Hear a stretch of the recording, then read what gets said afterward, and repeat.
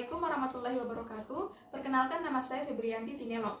Saya kelas A jurusan Ilmu Komunikasi semester 2. Jadi, pada kesempatan kali ini saya akan berbicara mengenai pandemi yang saat ini tengah mewabah hampir di seluruh dunia. Juga bagaimana cara kita untuk memutus mata rantai penyebaran virus tersebut, apa dampak yang dihasilkan oleh virus itu, dan juga hikmah apa yang dapat kita petik dengan adanya virus ini. Langsung saja. Virus corona atau Severe Acute Respiratory Syndrome Coronavirus 2 atau SARS-CoV-2 adalah jenis virus yang dapat merusak sistem pernapasan atau yang dapat menyebabkan sistem pernapasan kita menjadi terganggu. Nah, penyakit yang dihasilkan dari infeksi virus ini dinamakan dengan COVID-19. Virus ini adalah virus yang sangat berbahaya bagi manusia karena dapat menyerang sistem pernapasan, menyebabkan pneumonia akut, dan bahkan bisa fatal sampai terjadinya kematian. Virus ini adalah jenis baru dari coronavirus yang mana dapat menular pada manusia. Nah, virus ini dapat tertular pada siapa saja, baik itu bayi, anak-anak, orang dewasa, lansia, ibu hamil maupun ibu menyusui, tidak menutup kemungkinan dapat terjangkit oleh virus ini. Kasus pertama dari virus ini berasal dari kota Wuhan, Cina, dan setelahnya mulai merembet ke beberapa wilayah yang ada di Cina itu. Dan kini virus itu telah mewabah hampir di seluruh negara yang ada di dunia, termasuk di Indonesia. Menurut data Worldometers, jumlah kasus virus corona yang ada di seluruh dunia telah mencapai angka 1.991.275 kasus per Rabu 15 April 2020. Nah, sedangkan di Indonesia sendiri jumlah kasusnya itu telah mencapai 4.839 kasus, dan angka tersebut adalah angka yang cukup besar. Dan dengan jumlah korban meninggal telah mencapai 459 orang, dan korban sembuhnya itu mencapai angka 426 orang. Berbagai upaya dilakukan oleh pemerintah untuk memutus mata rantai penyebaran dari virus ini dengan memberikan himbauan untuk social distancing atau menjaga jarak antar sesama, juga bekerja dari rumah, belajar dari rumah, dan bahkan sampai melakukan ibadah dari rumah. Hal tersebut karena virus ini adalah virus yang sangat berbahaya dan dapat menyerang siapa saja. Berbagai upaya dilakukan oleh pemerintah demi menghambat ataupun demi memutus mata rantai penyebaran dari virus COVID-19 ini dengan memberikan himbauan-himbauan seperti social distancing atau menjaga jarak antar sesama, juga belajar dari rumah, bekerja dari rumah, dan bahkan sampai melakukan ibadah dari rumah. Virus ini adalah virus yang sangat berbahaya bagi manusia karena dapat menular melalui percikan. Nah, seharusnya kita harus melakukan social distancing agar dapat meminimalisasi resiko terjangkitnya atau terpapar percikan atau droplet, atau juga menyentuh benda-benda yang sebelumnya telah terkena droplet. Karena dilansir dari CDC, virus ini dapat bertahan di atas permukaan benda mati selama berjam-jam dan bahkan sampai bisa bertahan selama berhari-hari. Nah, maka dari itu kita harus mencegah penularan virus ini. Dan saya memiliki beberapa cara atau tips untuk memutus mata rantai dari virus corona ini sendiri. Yang pertama adalah mencuci tangan sesering mungkin ataupun mencuci tangan hingga bersih. Nah, dengan kita mencuci tangan hingga bersih, kuman, virus maupun bakteri itu akan mudah untuk mati.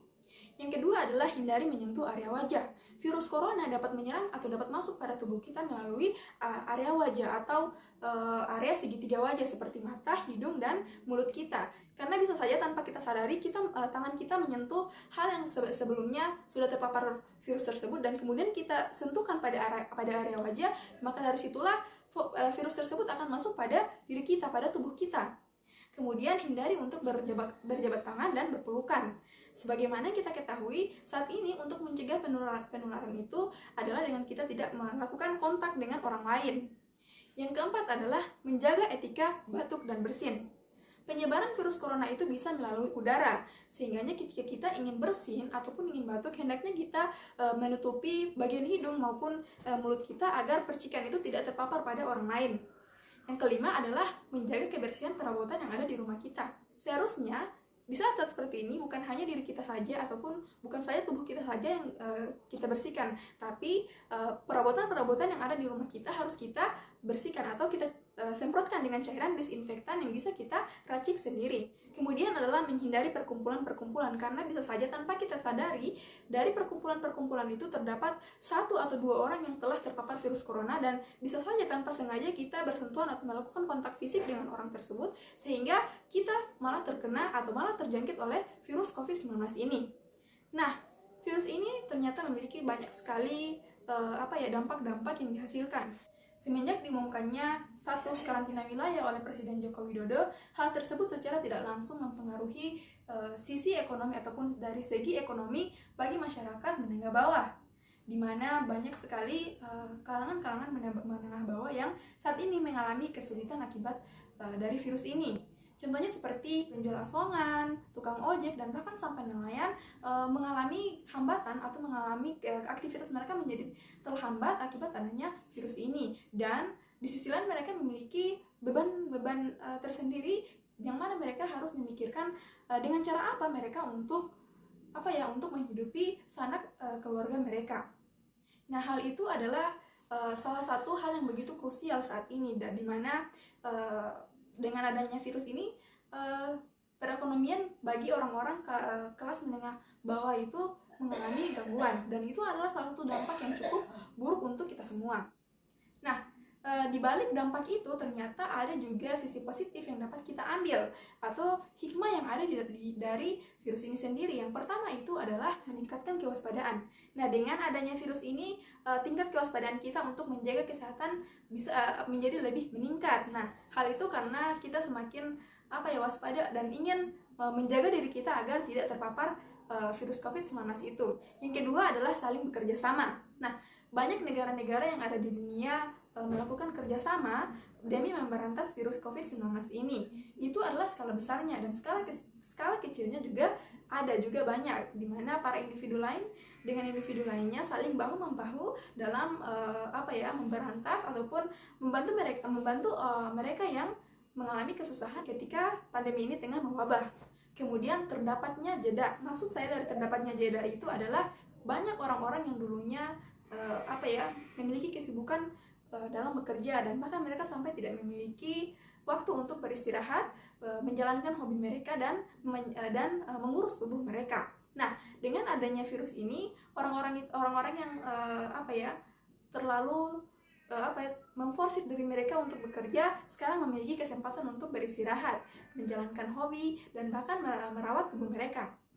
Dan juga mereka saat ini memiliki waktu yang banyak untuk dihabiskan bersama keluarga-keluarga terdekat mereka. Dan hikmah yang terakhir adalah polusi udara yang semakin berkurang. Nah, hal itu tentu saja dapat terjadi karena saat ini kendaraan-kendaraan yang berada di jalanan sudah sangat kurang, sehingga menyebabkan kondisi udara menjadi semakin baik, dan itu adalah hal yang sangat membahagiakan.